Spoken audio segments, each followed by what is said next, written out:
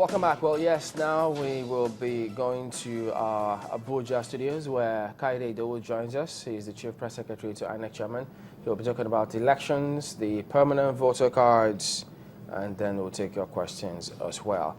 Morning, Kaide. Thank you for joining us. Let's start off with preparations for these elections. What else has INEC put in place before we come to the questions that people will send to us about what they have to do for the election? So what's INEC thinking, first of all, with the Northeast, those areas where it's a bit, where we have the security challenge on our hands? Thank you very much, Chamberlain and the crew. I appreciate this opportunity. Now, the Commission has consistently said that it is an election management body, and its job is to prepare to conduct elections. It is not a security agency. And so what we have been doing, and we've consistently said this since, that we are ready to conduct elections everywhere in Nigeria. Now, evidence abound that we are really ready. If you recall, the latest example, when resident electoral commissioners were reassigned, resident electoral commissioners were reassigned to the states in the Northeast. That is to show that there are people that have been assigned to take charge of the conduct of elections there. In all the procurements that we have done, in the training, in the deployment of non-sensitive materials, every area of the country were covered. So the Commission is ready to go, but it is not a security agency, and therefore it has to work with and rely on those who have been constitutionally empowered to provide security to do its work in that area and every other area. Well, I'm sure that you definitely know some of the constraints. We did see members of the Senate, raising issues in terms of how people are going to vote, in terms of talking about displaced people, people who, whose polling units they will not be close to.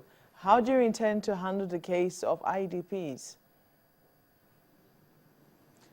Yeah, incidentally, just yesterday, the task force that was saddled with coming up with specific modalities for getting the IDPs to vote submitted its report.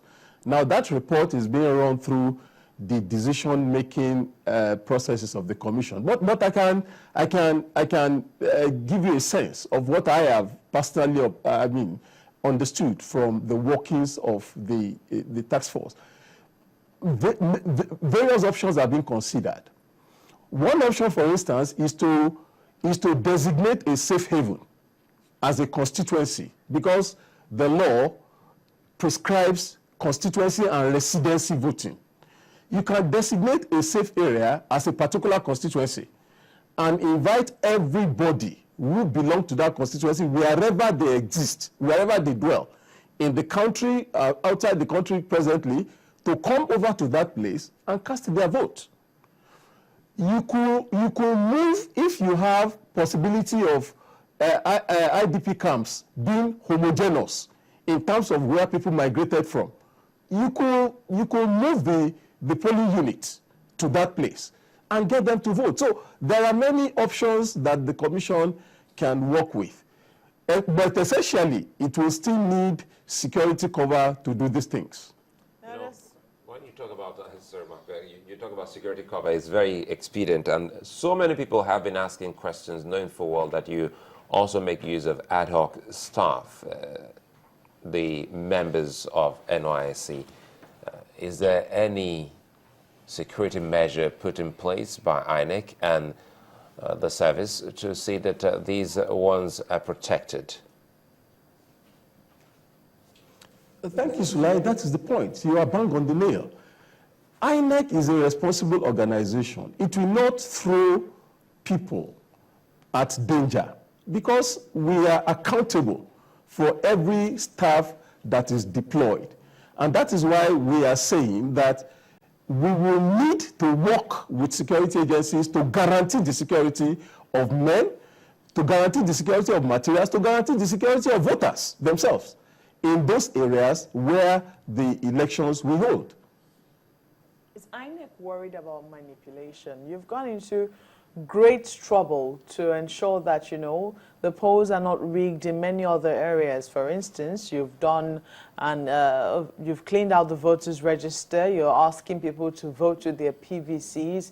You're going to deploy card readers on that particular day. Are these things going to be there also in the Northeast as well? Oh yes, they will be, except in areas where you have challenges that absolutely, because for instance, your news reports a few minutes ago indicated that the resident electoral commissioner did say that as at now, the distribution of permanent voter cards cannot hold in certain local governments of Borno State. I mean, that is a reality. And I mean, if by elections, the commission cannot distribute permanent voter cards in those places, obviously there will be a fallback on the one that is available. But for every area where the commission has distributed permanent voter card like every other area of Nigeria, the same processes are in place.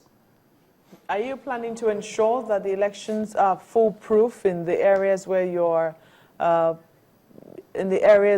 not quite sure that you'll be able to distribute PVCs? Oh, absolutely. The elections will be foolproof. Because, come to think of it, what we did as of 2011 substantially makes the process foolproof. One glaring example is this. We use the modified open ballot system that requires that you can only be at a point, at a time, throughout the day of the election. That means you cannot go around to do multiple voting. Whatever kind of voter card you hold, you can't go around to do multiple voting. We have a register that we have optimized that we are sure do not contain multiple registrants. And so we make sure that if you there are no multiple registrants on the register, there's no POC there, and you can only be at one place at one time, and everybody attests to the number of people that are accredited when they are accredited, and the number of people that are accredited must correspond, although the number of votes that are cast must correspond with the number of people that are accredited. It can be lower if some accredited people don't come out, but it can be higher. These are clear processes that will prevent manipulation during the process. Let's talk about the PVCs, because we have some people who are constantly asking about how they can go about collecting their PVCs. Now, there are some of them who say they've gone to the local government, they ask them to re-register. They've re-registered, and then they say the PVCs will be ready maybe after the elections. Is that the case? Absolutely not. I can tell you that the commission is positive that those who have been registered during the continuous voter registration will get their permanent voter cards before the elections. Much of the anxiety is also because people misunderstood what the process was all about. When they were captured during the continuous voter registration, the temporary voter card was issued just like we did in 2011. Now the commission has gone back to deduplicate the data that was gathered, and from that data now, the cards are being produced. So once the cards are ready, the commission will come back and distribute those cards.